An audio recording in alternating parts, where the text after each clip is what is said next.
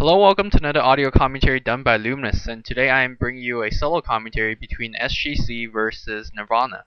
And if you notice the picking screen right now, this is not a CM game. In fact, this is a Captain's Draft game. And of course, this is for a tournament game. I think it's for the EDC. No, it's not an EDC. But it's a legit tournament. And the reason I think this is League or something like that. Yeah, the reason they're doing a Captain's Draft is instead of a Captain's mode is that Captain's Draft generally lets you see more heroes that you don't really see quite often. But as it turns out from this pool, it seems like this pool is very much Imba heroes for the most part.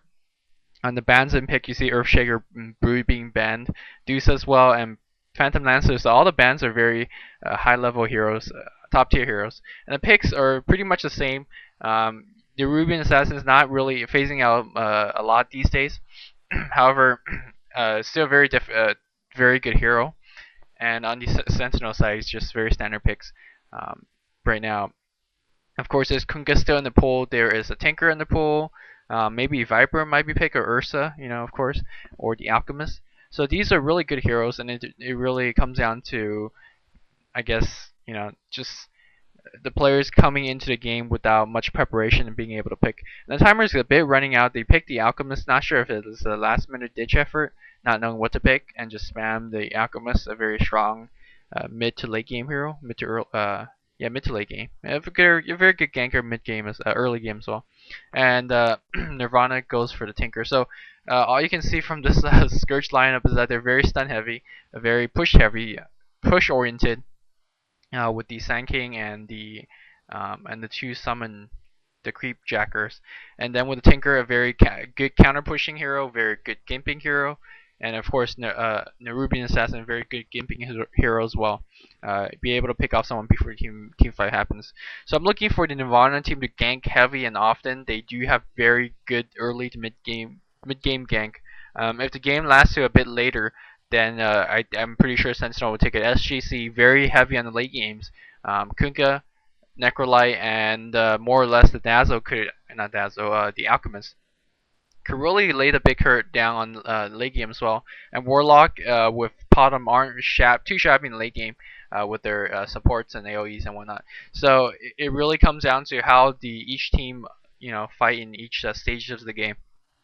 So as the people or as the heroes are getting back in the lane, I'm gonna give a couple of announcements to what's been happening lately. I had my spring break trip lately. I went to ski, and it was my first time snowboarding in my life. So I took a lot of crash, and my whole body's really sore. So I apologize if this commentary is not up to my usual standards, as I'm physically right now recuperating and not feeling that well lately. Also, I want to point out one thing is that I see Puppey doing a lot of this lately, but in general, he goes for boots of speed on the Enchantress, boosting her early game ganking potential, but at the expense of the Chen. Chen has to pick up the chicken and the wards. So I guess it's just a style play right there, and you can see Potm mirroring the exact same ward middle. So looking at the lane wise, they're gonna have a Nerubians solo mid, which is a bit odd. I would put the Tinker mid myself, because he could really abuse the rune advantage on the middle. However, I guess Puppey felt the need to put a range hero on the bottom lane, knowing that he's gonna be against some heavy harassment on both sides. So NA solo mid against the Necrolyte, it's going to be a bad lane for him. Of course, Tinker solo bottom against Kunka and Warlock is going to be a bad lane for him as well. So the laning phase already looking pretty horrible for Nirvana, but however, they do have some of the best players, Dota players in the world. Fear playing that NA mid, Tinker played by the Merlini bottom, and you can see that Puppey doing a good job just using a Satyr to harass, and finally KuroKy top playing the Sand King against the Alchemist, a roaming Alchemist and a Potm, I guess. So Alchemist is coming down middle. There is a ward to spot. I'm not sure if the NA will react soon enough.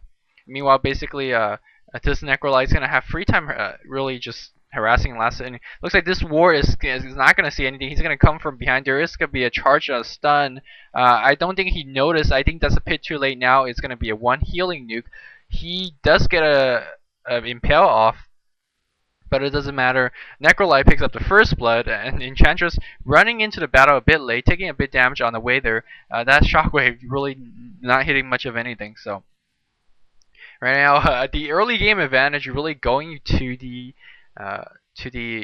Sentinel team, which is a bit odd because really Scourge is all early in mid game, and the fact that they're not really winning this stage handily right now is, you know, really bad laning. Well, I don't think how anything else they could have done, and probably a bit of a poor micro loses the Satyr. Yeah, he's gonna lose the Satyr right there. Meanwhile, on the bottom lane, you can see the Tinker being harassed extremely, and he's not even gonna be able to do anything. One torrent, he's basically dead. And you can see that Scourge really doing a good job. I mean, Sentinel doing a very good job keeping Tinker far back in lane. And yeah, this Tinker is not gonna get any farm, Merlini or not. Yeah. Meanwhile, Kunka just spending his time freely last in creeps, and they are a bit of there's a torrent going up, a good torrent gets hit, and I think this Tinker is dead. There's a Shadow War goes on him, and I think Tinker goes is dead. Unfortunately, the Kunka did not get the kill, but it doesn't really matter. They're keeping Merlini's Tinker down. This BOT is going to be really late, and that's all that matters. If you can keep Tinkers from his BOT, then you're doing a good job. And of course, Kunka picking up the farm. Meanwhile, on the top lane, really, KuroKy is just having a bit of a trouble soloing against this very stun-heavy lane. Of course, he can dodge the initial stun from the Dazzle, or not Dazzle. Why am I keep calling him Dazzle? The Dark Brew. However, meanwhile, there's a Scourge on mid lane, and he's trying to heal himself. A good shockwave cancel the salve, so good heads up play there. Losing the salve, however, giving experience to the Necrolyte. Necrolyte forcing to go back to heal. Meanwhile, on top lane, you can see basically, I guess Puppey's strategy was to use the junglers to help out the weaker side lanes and offer some ganks. Meanwhile, they could put NA mid to kind of deal with himself with the mana burns and whatnot. I mean, it really requires extremely high skill players on both ends, top and bottom lane. But that's what one thing that Nirvana has. I mean, they have the high skill players, and they are capable of handling such lanes. And you can see by KuroKy being extremely aggressive, even though he's melee and he has no HP, and he's still being extremely aggressive. And that's a hallmark of a really good player, knowing your knowing your boundaries of what you can do and what you cannot do. And even though he's a bit low, he's going to probably salve up or actually get his bottle there. Nirvana getting a good war control. Looks like he's going to go down to bottom. One thing I like to point out is that these two heroes, they do have Impale and Impale and Burrow Strike. And one thing I'd like to know is that Impale actually hits more than one hero. That's kind of an odd thing. And you can see exactly what he did here. He ran behind the two heroes so that the Impale actually hit both. Looks like they're going to get a kill out of that. Good Impale. And this hasted NA still going to chase. Not chasing a hit, but chasing to kind of block and then wait for Impale cooldown. Looks like Impale's coming one more time. Go for the hit. Nice double kill by Fear there. And really doing a good job by Merlini taking up the kill, or actually doing the damage. Merlini probably could have benefited from that kill, going to a faster BOT, but of course, NA getting the kills also helped his Dag and Rush. Looks like there is a bit of a damage going up, and it looks like Potm is a bit trapped back there. Couldn't leap out, or maybe leap was on cooldown. So, meanwhile, on the bottom lane, I think Chen is a bit of in trouble. Chen is gonna die. There's no way he could juke. No, Chen's I'm not sure why he was in that terrible position. Probably got caught by the Alchemist. Alchemist doing a good job roaming, picking up the first blood, forcing a first blood mid, and now killing off a Chen. So good play by this roaming Alchemist. Most Alchemists farm for his mecha and armlet or whatnot, but this one has been roaming, and that's kind of refreshing to see. Meanwhile, on this mid lane, looks like NA still haven't got back to lane, waiting for that. There's the Invis rune, so I'm waiting for NA to pick it up, or maybe Tinker. Tinker does not have a bottle yet, so he is gonna pick it up regardless, but he doesn't have any mana, so that rune is really pretty much useless. More of a defensive purposes, picking up so other people can't pick it up. And looks like he's gonna pop his Invis pretty much really quickly. Looks like there is an engagement on top lane. It just caught it right now. A really standard double chain nuke, and Potm or not, even if you have a lead, you can't you can't really do much against the chain nuke.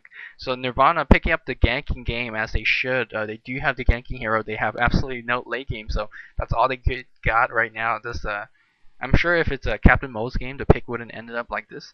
But really, Nirvana really need to gank heavy and hard to find a way to stay in this game.